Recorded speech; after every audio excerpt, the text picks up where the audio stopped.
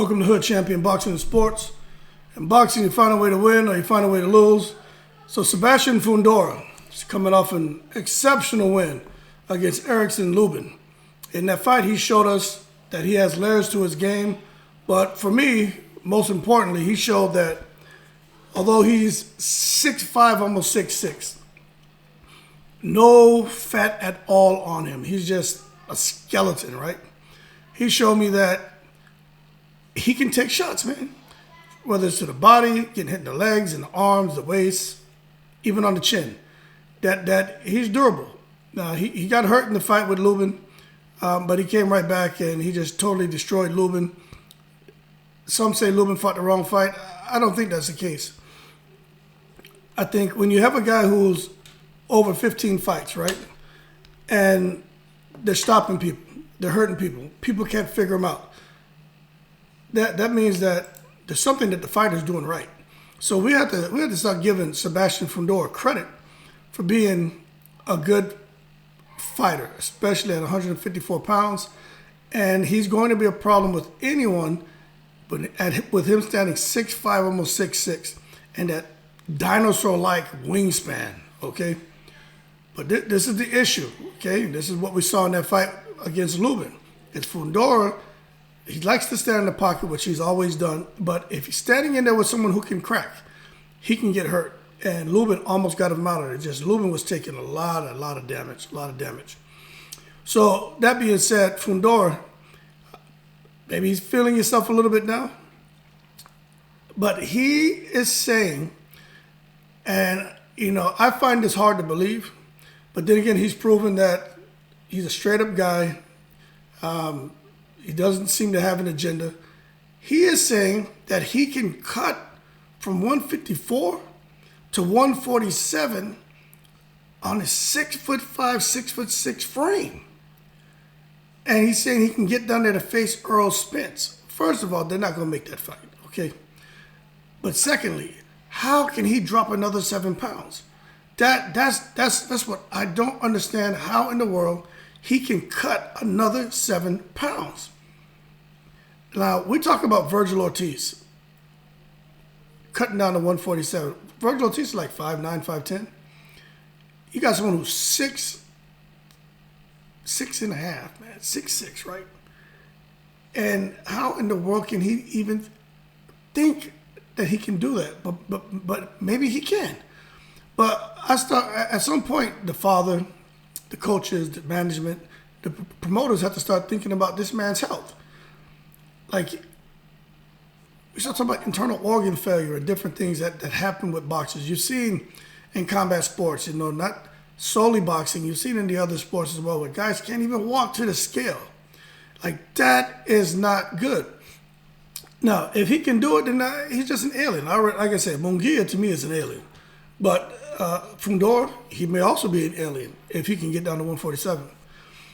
So it is what it is. But he's fine with fighting Spence. And the thing is, if he drops down to 147, I'm sure he's automatically going to become a mandatory because of just where he is in the ranking stack of these different weight divisions. He in his weight division 154, but if he drops to 147, he's going to bubble to the top because Fundora has earned that right. Okay, he's earned his rankings. But I just can't see Spence going for him. And if they were to fight, I think Spence just, beats him to the body and just really breaks him down. I think Fundora I don't think he gets out of 4 rounds. But that's neither here nor there because we know Spence is more focused on trying to make the Crawford fight. But Fundora going forward, he's talked about fighting Jermell Charlo. But Jermell Charlo's not sure on what he wants to do. And I keep saying in these videos, when guys start becoming unified champion, undisputed champion, right? Okay, box checked. Unless you just really want to hold on to those belts and stay in that weight division, and then you pay the sanctioning bodies their fees, which is like a maximum of $200,000, and then a minimum of, I don't know, you got a certain percentage, right? But it's the higher of the two.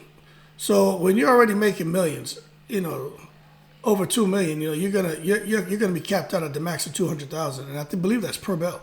So I could see Jermell giving up those belts at 154 and bubbling up to 160, Or I can see him staying at 154 and just giving up the belts. But it seems like even Jamel has a tough time getting down to 154. But for Fundora, not sure exactly what he's going to do, but it seems to me like he's at a point.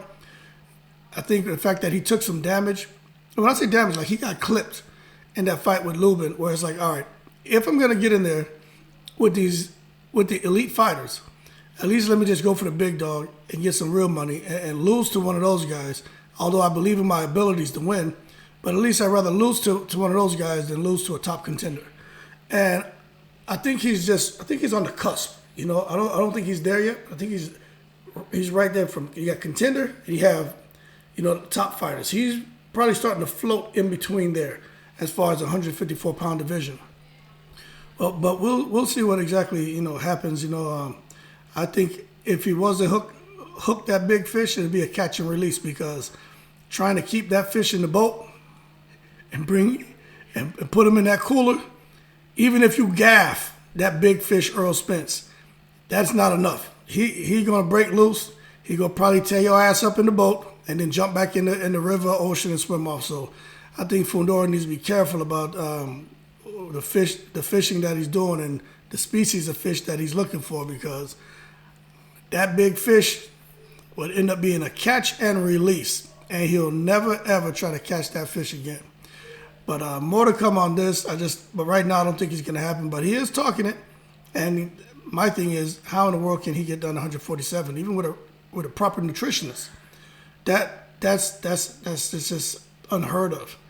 You see like the Manute Bowles and these guys who their bodies are conditioned, especially where he was from, and so tall with no weight, no real meat on them, comes over into the NBA and they got all these nutritionists, all these people that are trying to help him gain weight and feeding him. And, you know, they even had Manute Bowles drinking a lot of beer. That was his thing, to try to gain weight. The man couldn't gain weight. So some of these guys just have that metabolism. And Fundora may be a guy who just has that metabolism where he just can't gain weight. But he can lose it.